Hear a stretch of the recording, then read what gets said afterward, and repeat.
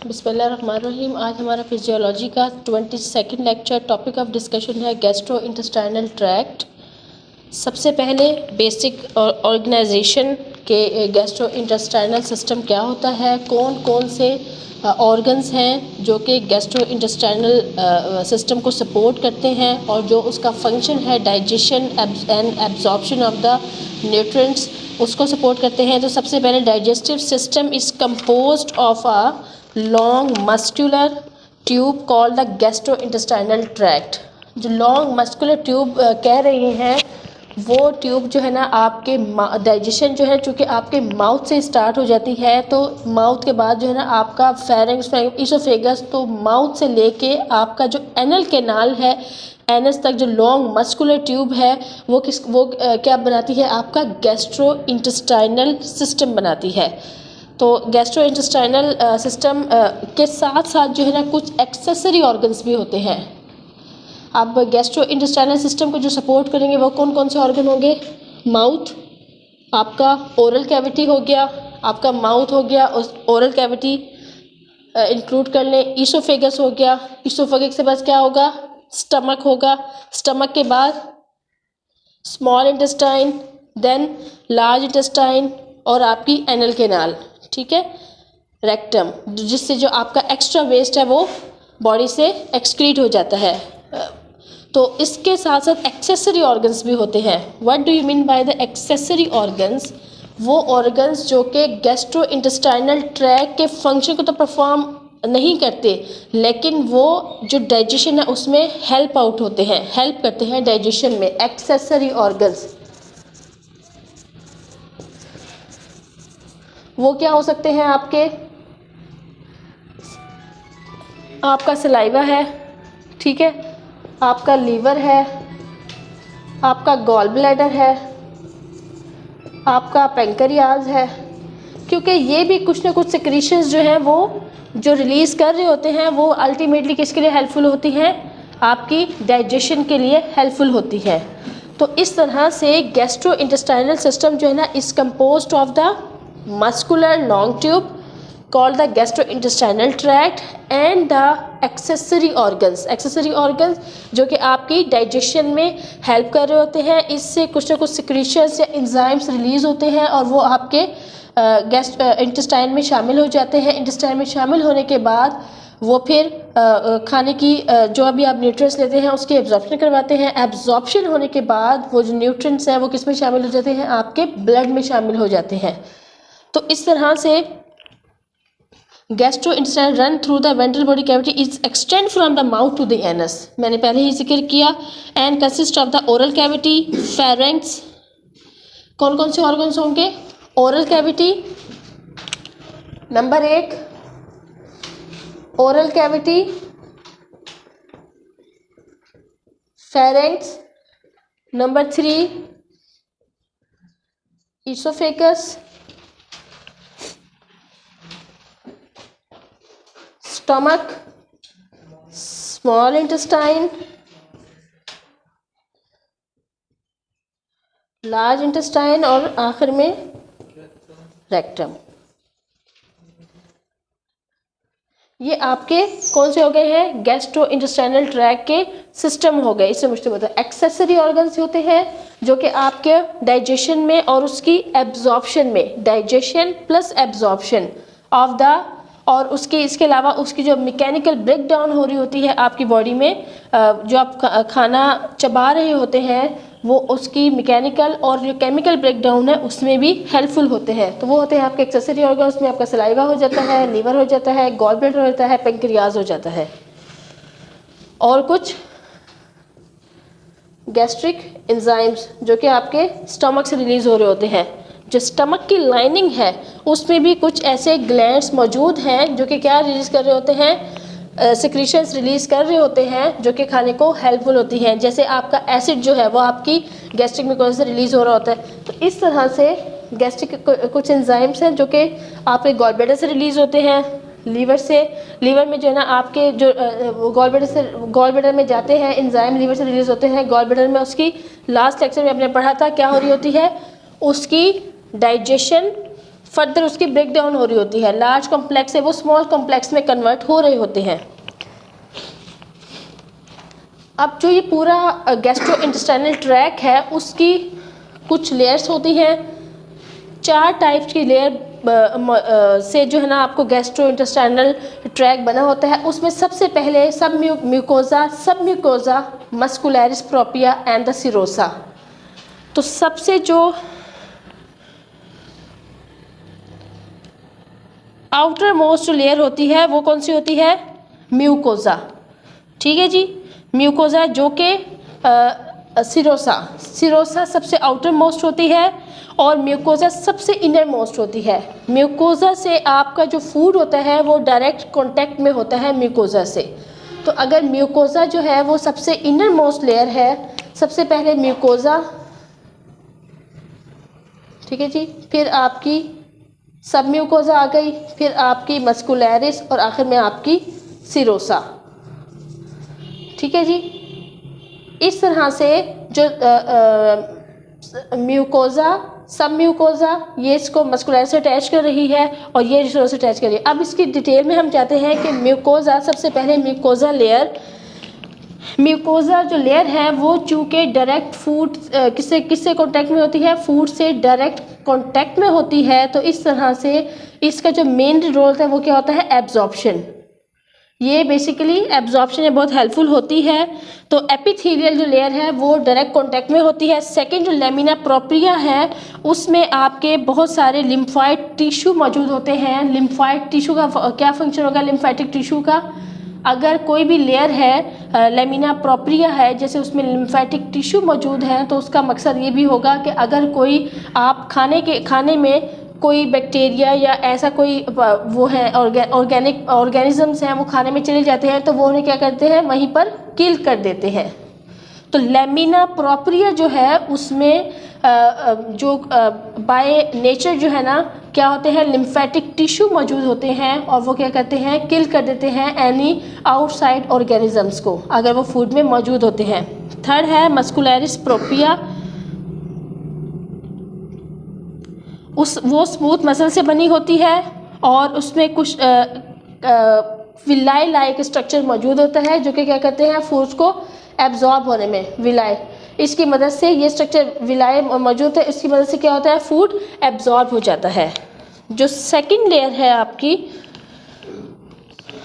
सब mucosa layers में आपके ब्लड वेसल्स भी मौजूद होती हैं, लिम्फेटिक वेसल्स भी मौजूद होती हैं और नर्व वेसल्स भी मौजूद होती हैं। नर्व वेसल्स क्या करती हैं? वो जब आपका गैस्ट्रिक में खाना जाता है स्टमक से वो प्रोपल्जन होके कुछ वेव्स जनरेट होती हैं जिसे आप कहते हैं कभी कभी स्पेज़म जनरेट होता है और स्पेज़म के साथ जो है ना कभी आपका इंटेस्टाइन एम्प्टी भी हो जाता है, इंटेस्टाइन एम्प्टी होता है। इस तरह से नर्व वेसल्स जो है वो क्या करती हैं? पेरिस्टाल्टिक वेव्स जो जनरेट होती हैं वो इसके ज़रिए ही होती हैं। तो आपकी जो सब म्यूकोजा लेयर है वो कंसिस्ट होती है लिम्फेटिक वेसल्स पे, ब्लड वेसल्स पे और नर्व्स वेसल्स मौजूद होती हैं सब म्यूकोजा में। अब आते हैं मस्कुलरिस प्रोप्रिया जो है उसमें सर्कुलर मसल्स भी मौजूद होते हैं और लॉन्गिट्यूडनल मसल्स भी मौजूद होते हैं। इसका बेसिकली क्या काम होता है मस्कुलरिस प्रोप्रिया का? पेरिस्टाल्टिक मूवमेंट क्या होती है कि खाना जो है आपका ईसोफेगस से वेव जनरेट होके पहले माउथ में फिर फेरिंक्स से वो ईसोफेगस में आता है, ईसोफेगस से वो जे शेप बॉडी होती है स्टमक में आता है। तो यहाँ पे भी आपकी जो पेरिस्टाल्टिक मूवमेंट होती है उसकी मदद से खाना जो है वो ये देखिए एक थेरीनुमा, ये है इसका, ये ग्रेटर कर्वेचर है, बाहर निकला हुआ हिस्सा जो स्टमक की बॉडी का, ये बॉडी है स्टमक की, ये फंडस है, ईसोफेगस है। ईसोफेगस से आपकी जो लॉन्गिट्यूडनल ट्यूब होती है ईसोफेगस, उसके बाद खाना ईसोफेगस से कहाँ पे चल जाता है? स्टमक में। ये जे शेप बॉडी है, स्टमक में आता है। स्टमक का जो ये फंडस पार्ट होता है इसमें ज़्यादातर कौन सी गैसेस मौजूद होती है? स्टमक जो गैसेस रिलीज का वो मौजूद होती है। उसके बाद ये बॉडी पार्ट है, खाना फिर यहाँ पे आता है, तो यहाँ से ना वेव्स जनरेट हो रही होती है। जो मैंने आपको बताया कि आपकी जो सब म्यूकोसा है उसमें नर्व वेसल्स, लिम्फेटिक वेसल्स और ब्लड वेसल्स मौजूद हैं। तो खाना जो है वो एकदम से स्टमक में आने के बाद जो है ना आपकी ड्यूडेनम जो है, छोटी आंत में नहीं चला जाता, वो कुछ घंटों के लिए आपके स्टमक में मौजूद होता है। काइम जो रिलीज़ होता है, काइम की मदद से जो है ना उसकी क्या हो रही होती है, स्टोर रह के स्टमक में मिक्सिंग हो रही होती है। तो जो पेरिस्टाल्टिक मूवमेंट है उसकी मदद से खाना जो है वो क्या बन जाता है, पहले आपने उसको माउथ में वो गया, वहाँ पे उसकी मैकेनिकल मिक्सिंग हुई और केमिकल मिक्सिंग हुई। जब सलाइवा ने कुछ जो है ना सिक्रीशंस रिलीज़ की, उसमें उसकी आपने उसकी मैकेनिकल मिक्सिंग के बाद उसकी केमिकल मिक्सिंग भी स्टार्ट हो गई, ठीक। उसके बाद जब वो स्टमक में आता है, वहाँ पे क्या बन जाता है, वो एक बोलस फॉर्म में बन जाता है। वो एक बोलस फॉर्म जो है वो ये इन पेरिस्टाल्टिक मूवमेंट की वजह से खाना यूँ आता है। ये पाइलोरिक एंट्रम है, ठीक है, ये पाइलोरिक एंट्रम है, यहाँ से खाने ने क्रॉस होना है, लेकिन खाना फिर दोबारा से जो है ना, अभी वो मूवमेंट वेव जनरेट नहीं हुई कि ये पाइलोरिक एंट्रम से जो है ना गुजर के या पाइलोरस में पहुँच के ये ड्यूडेनम में आ जाए। ये कंट्रोल किया हुआ होता है, कंट्रोल होता है।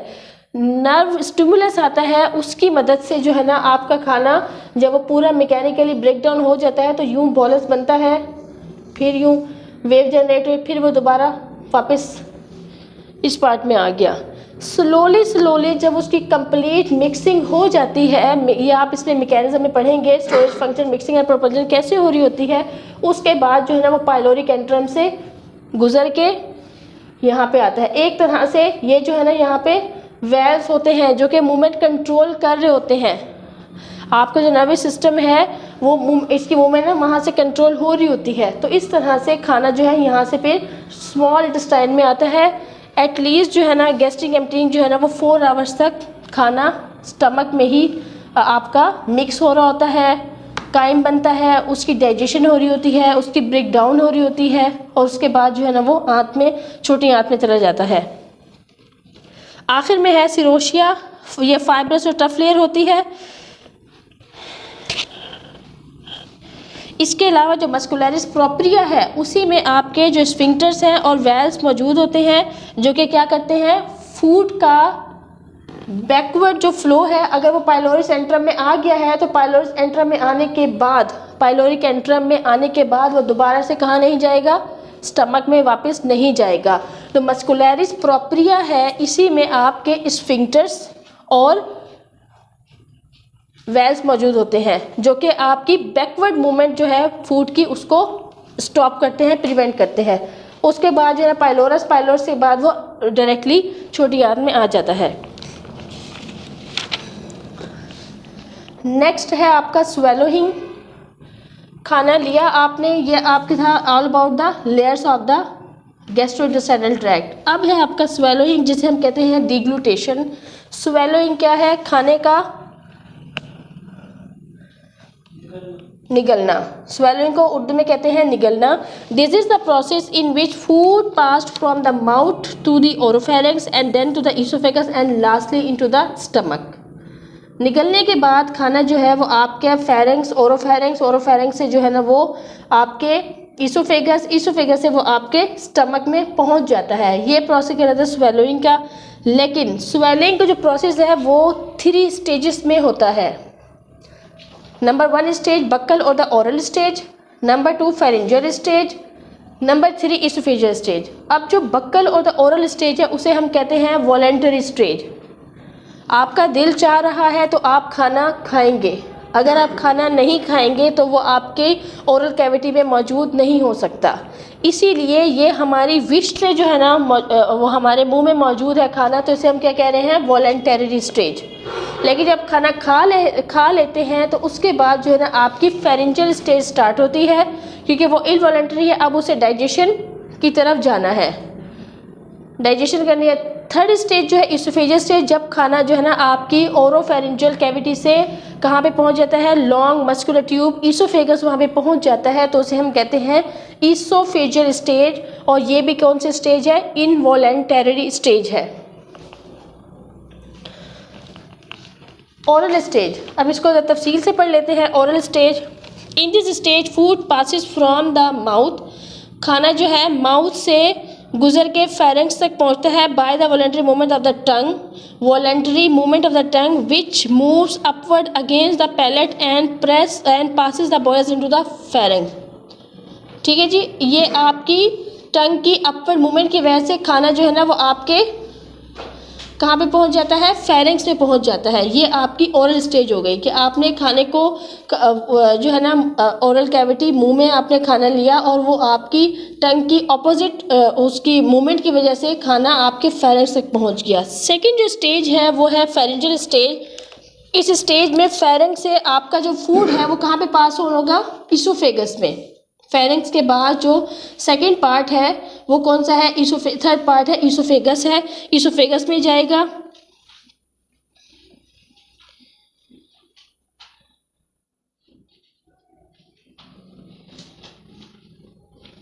तो खाना जो है वो आपके कैसे जाएगा, फेरेंक्स से इसोफेगस में जो टच रिसेप्टर्स मौजूद होते हैं around the pharynx and the tonsillar palate, आपके जो टॉन्सिलर पैलेट्स हैं और फेरेंक्स है वहाँ पे टच रिसेप्टर मौजूद हैं। जैसे ही खाना वहाँ पे पहुँचता है तो वो टच रिसेप्टर्स के रिस्पॉन्स की वजह से खाना आपके फेरेंक्स से कहाँ पहुँच जाता है, इसोफेगस में पहुँच जाता है, जो लॉन्ग मस्कुलर ट्यूब है। अब इसोफेजियल स्टेज जो है, इस स्टेज में आपका जो अपर इसोफेगस है टू द स्टमक, ये स्टेज भी कंसिस्ट होती है टू टाइप ऑफ मूवमेंट पे, primary peristaltic movement and the secondary peristaltic movement. जो प्राइमरी पेरिस्टाल्टिक मूवमेंट है वो स्टार्ट होती है फेरेंक्स से और वो स्प्रेड हो जाती है into the oesophagus. Peristaltic movement का मतलब क्या है कि वो वेव्स जनरेट होना, कि खाना जो है वो आपके लॉन्ग मस्कुलर ट्यूब में है तो खाना जो है ना वो आपके फेरेंक्स से कहाँ पे आ जाए, स्टमक की तरफ लेके जाना है। आप खाने को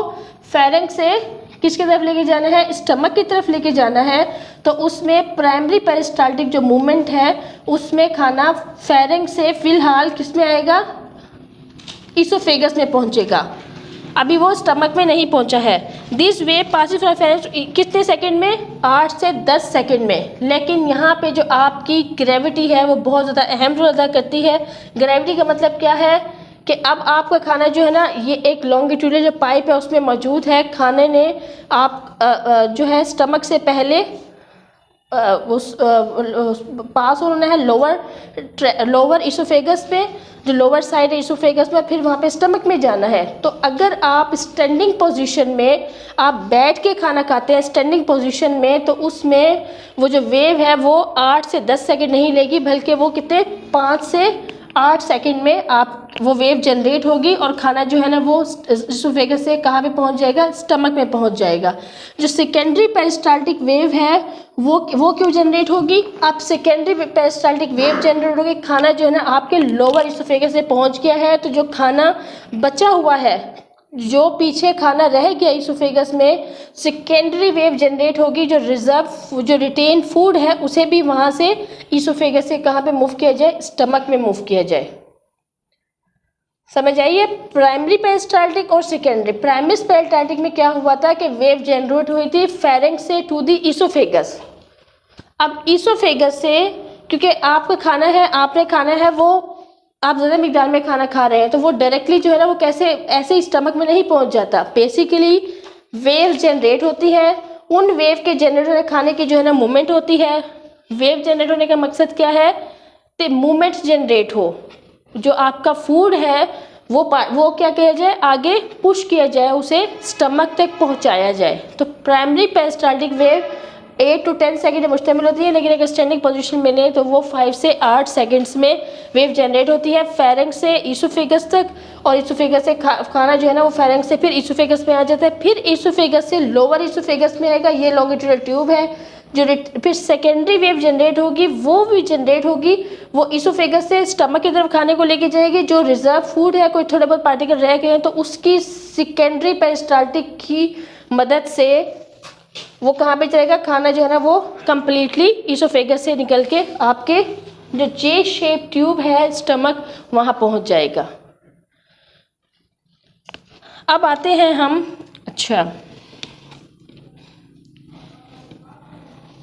ये जो वेव जनरेट होती है intrinsic neural circuit in the oesophagus, enteric nervous system and partly by the reflexes that are transmitted through the vagal nerve fibre. तीन चीज़ें जो हैं, ये जो वेव जनरेट हो रही है, इन वेव्स को कौन से किस मैकेनिज्म से जनरेट हो रही है? नंबर एक, इंट्रिंसिक न्यूरल सर्किट। मैंने आपको बताया था कि जो मस्कुलरिस प्रोप्रिया है उसमें क्या मौजूद है? नर्व वेसल्स मौजूद है, और उससे जो है आपकी जो वो है नर्व स्टिमुलस है वो आता है कि खाना जो है अब इसोफेगस से स्टमक में जाना चाहिए। तो जो वेव्स जनरेट हो रही हैं ये neural circuit, intrinsic neural circuit, enteric nervous system और आपकी जो वेगल नर्व फाइबर्स हैं उसकी वजह से जनरेट हो रहा है। अब आ जाए फंक्शन ऑफ स्टमक्स पे। अब खाना जो है इसोफेगस से कहाँ पे आ गया? स्टमक में आ गया। स्टमक जो है तीन मेजर फंक्शन परफॉर्म कर रहा होता है। Number one, storage function. खाना जो है आपका इसोफेगस पाइप से गुजरने के बाद स्टमक में स्टोर हो जाता है, इसलिए इसका पहला फंक्शन है स्टोरेज। सेकंड है mixing and propulsion of the food in the stomach, and third है एम्प्टाइंग ऑफ द स्टमक। अब खाना जो है स्टमक में मिक्स होने के बाद, काइम से मिक्स हो गया, उसकी डाइजेशन हो गई है, उसके बाद खाना जो है वो स्टमक से निकल के फिर इंटेस्टाइन में जाएगा। तो इसे हम कह रहे हैं कि खाना कम्प्लीटली जो है ना स्टमक से एम्प्टी होके आंतों में पहुंच गया है। इसे हम कहते हैं stomach emptying of the stomach. सबसे पहले storage function.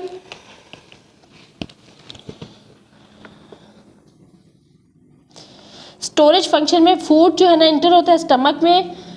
Concentric ring in the body and fundus of the stomach. Concentric ring जो मैंने आपको बताया था, कॉन्सेंट्रिक रिंग बना रहा होता है। खाना जब यहाँ पे पहुँच जाता है, फंडस यहाँ पे तो गैसेस होती है, फिर वो बॉडी पार्ट में आ जाता है। यहाँ पे जो है ना कुछ आपके गैस्ट्रिक एंजाइम्स रिलीज हो रहे होते हैं। जो इनर लाइनिंग है यहाँ पे आपके गैस्ट्रिक एंजाइम्स भी मौजूद होते हैं। वो गैस्ट्रिक एंजाइम रिलीज हो रहे होते हैं, उनके रिलीज होने के साथ साथ कॉन्सेंट्रिक रिंग बना रहा होता है। उससे जो है ना खाना क्या करता है? मज़ीद मिक्स होता चला जाता है। कॉन्सेंट्रिक रिंग बनाता है तो खाना जो है वो अभी वो अलग-अलग पार्टिकल्स है, लेकिन जब वो खाना कॉन्सेंट्रिक रिंग बनाता है, खाना यहाँ पे आता है, फिर वो क्या बना लेता है? एक बोलस फॉर्म बना लेता है। खाना क्या बन जाता है? एक बोलस फॉर्म बना लेता है।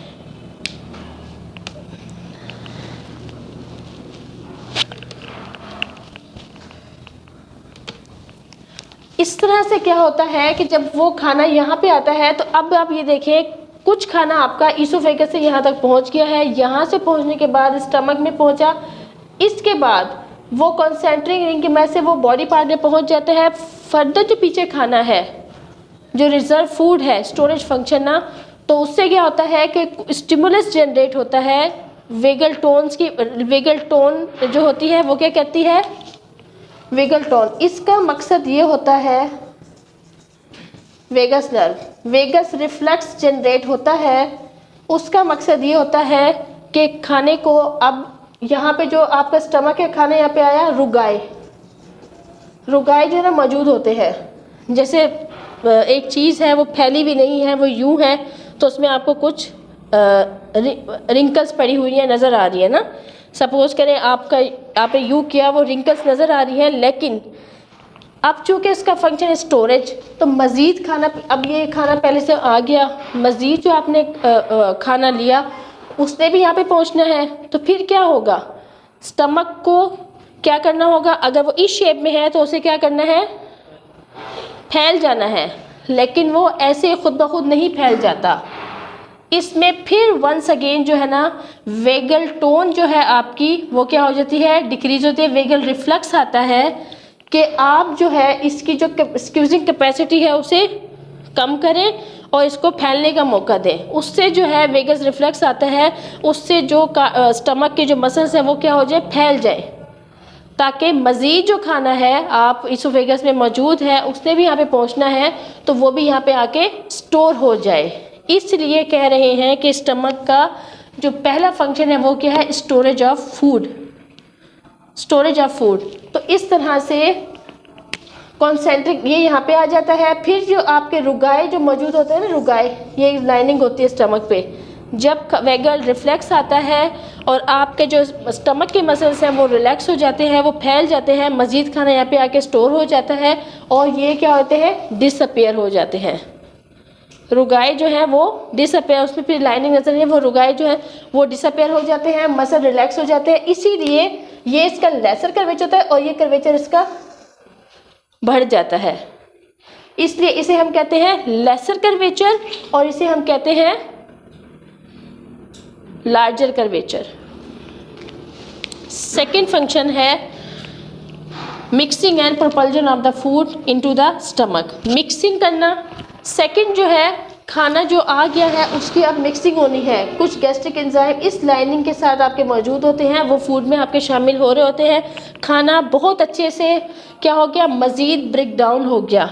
मिक्सिंग में क्या करता है, gastric gland of the stomach secrete the digestive juices, these secretions come immediately in contact with the food in the stomach, और स्टमक जो है is filled with the food. Weak peristaltic waves generate होंगी और उसकी मदद से भी खाना क्या होगा, mixing of the food start हो जाएगी। वीक पेरिस्टाल्टिक वेव्स जनरेट होंगी, उससे क्या होगा, खाने की मिक्सिंग हो जाएगी और मूव करेंगी खाने को towards the antrum of the stomach. ये क्या है, पाइलोरिक एंट्रम। ये कौन सी सरफेस है, एंट्रम ऑफ द स्टमक। अब खाना बॉडी से वीक पेरिस्टाल्टिक वेव जनरेट होने के बाद और खाने की मिक्सिंग होने के बाद वो वेव्स जो है ना जनरेट होंगी और खाने को कहाँ पे मूव करेंगी, पाइलोरिक एंट्रम की तरफ। और ये जो एंट्रम जो वेव्स हैं जनरेट हो रही हैं वो क्या, बेसिक इलेक्ट्रिकल रिदम है, जिसे हम क्या कहते हैं, BER, बेसिक इलेक्ट्रिकल रिदम है। वो प्रोड्यूस हो रही होती है वंस एवरी 20 सेकेंड। हर 20 सेकेंड के बाद बेसिक इलेक्ट्रिकल रिदम जनरेट होती है, उसकी मदद से मिक्सिंग हो रही होती है।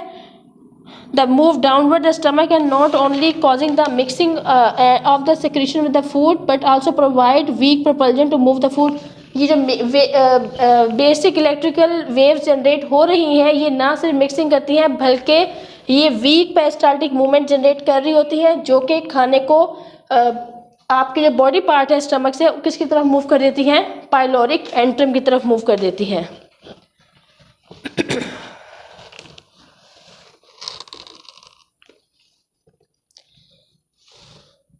जो वेव जनरेट हो रही होती हैं उसमें ज़्यादातर जो वेव जनरेट हो रही हैं हर 20 सेकंड के बाद, ये भी याद रखें कि उसमें ज़्यादातर वेव जो है ना क्या कर रही हैं, अपना रोल मिक्सिंग में ज़्यादा रोल अदा कर रही हैं। और इसके साथ साथ वो क्या कर रही हैं, propulsion of the food towards the antrum.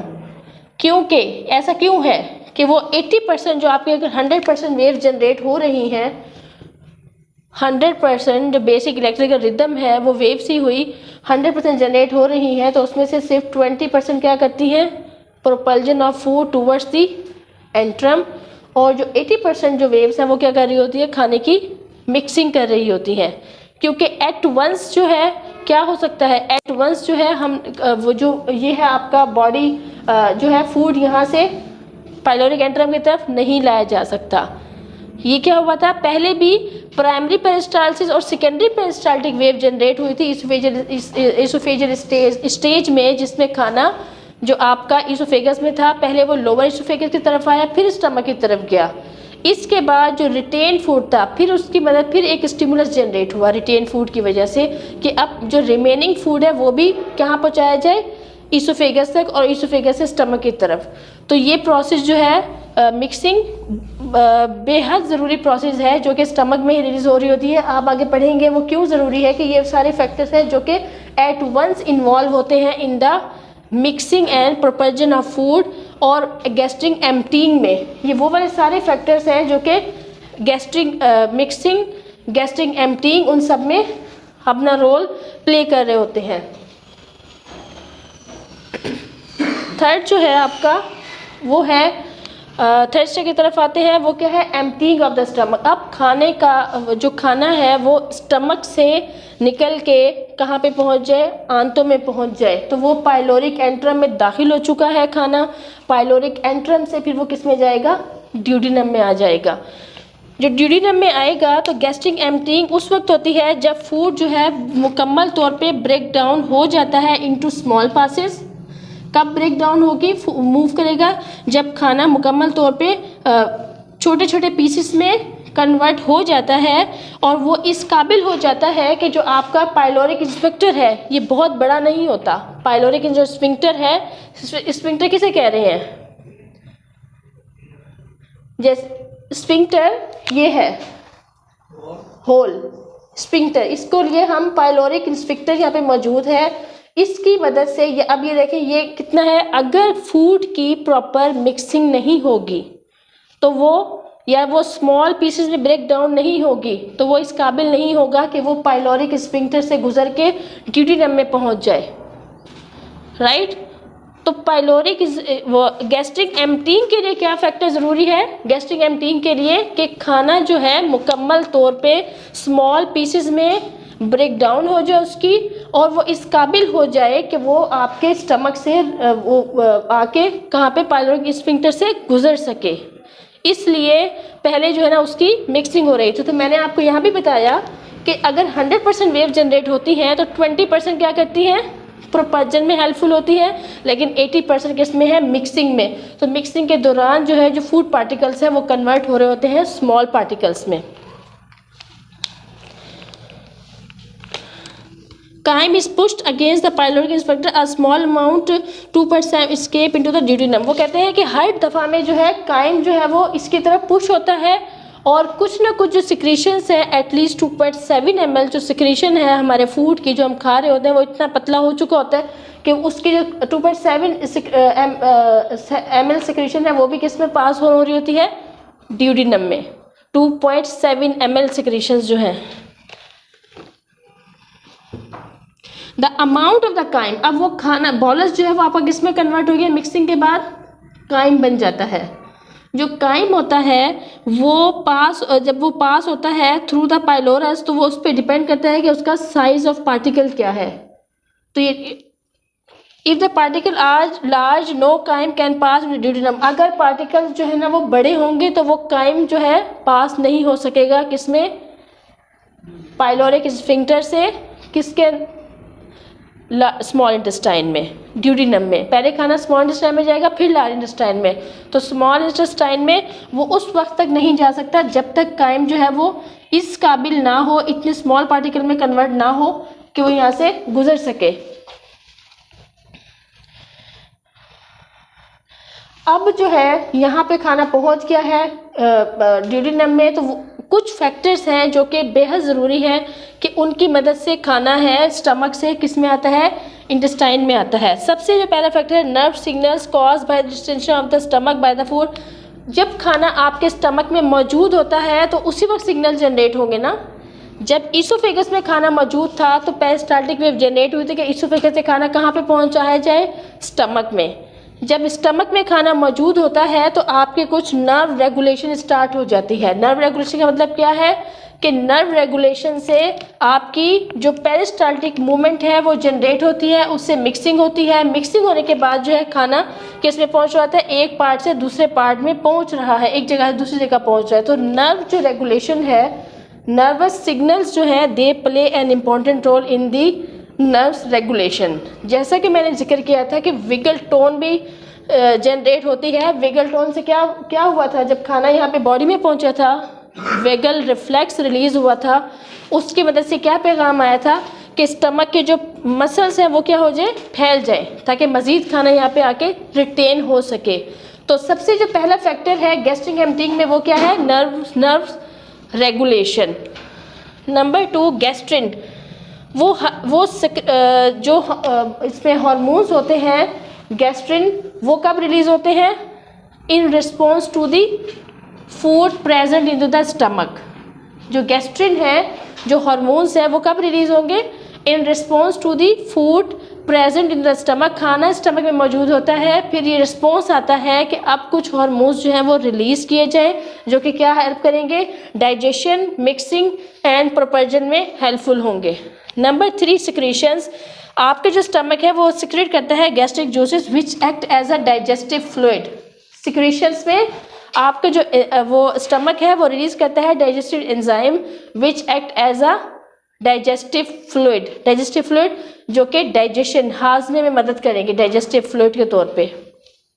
Antiseptic function, आपका जो ऑक्जेंटिक सेल्स है स्टमक के, ऑक्जेंटिक जो सेल्स हैं आपके वो क्या रिलीज करते हैं, HCl। HCl क्या है, hydrochloric acid, and it has antiseptic property. ये क्या करेगा, बैक्टीरियाज को किल करेगा, तो इसमें एंटीसेप्टिक प्रॉपर्टी पाई जाती है। तो एंटी ऑक्जेंटिक जो सेल है वो HCl रिलीज करेंगे और HCl रिलीज होने की वजह से आपका जो स्टमक है वो एंटीसेप्टिक उसमें फैक्टर पाया जाता है जो स्टमक में खाना मौजूद होता है। फिफ्थ है digestion. In the presence of the gastric juices, stomach जो है वो डाइजेस्ट करता है प्रोटीन्स को पेप्टोन्स में, फैट्स को लाइपेज में, प्रोटीन को पेप्टोन्स में, फैट को लाइपेज में, और इस तरह से जो आपका और भी बहुत सारे फूड पार्टिकल्स हैं वो स्मॉलर पार्टिकल्स में कन्वर्ट हो जाते हैं और उनकी ब्रेक डाउन होती है। Absorption, water, glucose, alcohol, certain drugs are absorb from the stomach. Parietal cell secrete करते हैं intrinsic factor which is very much necessary for the vitamin B12 absorption. आपने मैकेनिज्म में पढ़ा था मेथिकोबालामीन के मैकेनिज्म में कि जो इंट्रिंसिक फैक्टर है वो किसके साथ कॉम्प्लेक्स बना रहा था, कोबालामीन के साथ। और वो कोबालामीन क्यों बना रहा था कि उसे कहाँ पहुँचना है, स्टमक में पहुँचना है। जब तक वो इसके साथ इंट्रिंसिक फैक्टर अवेलेबल नहीं होगा, कॉम्प्लेक्स नहीं बनेगा, तो विटामिन B12 क्या होगा, स्टमक में नहीं आ पाएगा और उसकी एब्जॉर्प्शन नहीं हो पाएगी। तो आपका जो बहुत सारे जो water, glucose, alcohol, certain drugs are absorb from the stomach, क्योंकि पैराइटल सेल जो है आपका इंट्रिंसिक फैक्टर रिलीज करता है, उसके साथ कॉम्प्लेक्स बनके वो आपकी एब्जॉर्प्शन के लिए स्टमक में आ पाता है, विच is very much necessary for the absorption of the specially vitamin B12। Excretion, stomach जो है आपके कुछ टॉक्सिन्स भी रिलीज करता है, यूरिया, एनासेटिलकोलाइड्स, ई.जी. मॉर्फिन, तो वो भी क्या होते हैं, एक्सक्रीट आउट हो जाते हैं। तो ये वो वाले फैक्टर्स थे जो कि किस में हेल्पफुल हैं, गैस्ट्रिक एम्प्टिंग में। सबसे पहला नर्व रेगुलेशन, कुछ एंजाइम रिलीज हो रहे हैं, HCl रिलीज हो रहा है एंटीसेप्टिक फैक्टर के तौर पे। डाइजेशन में आपके कुछ एंजाइम्स रिलीज हो रहे हैं जो कि आपकी मिक्सिंग और डाइजेशन में हेल्प करते हैं। एब्जॉर्प्शन, इंट्रिंसिक फैक्टर की वजह से आपका vitamin B12 which very much necessary उस वो एब्जॉर्ब हो पाता है। और एक्सक्रीशन, कुछ जो है ना टॉक्सिन एक्सक्रीट आउट करता है और वो फिर आपकी बॉडी से आउट हो जाते हैं। तो ये था हमारा ऑल अबाउट गैस्ट्रोइंटेस्टाइनल ट्रैक्ट। इंशाल्लाह नेक्स्ट लेक्चर में हम movement of the small intestine पढ़ेंगे।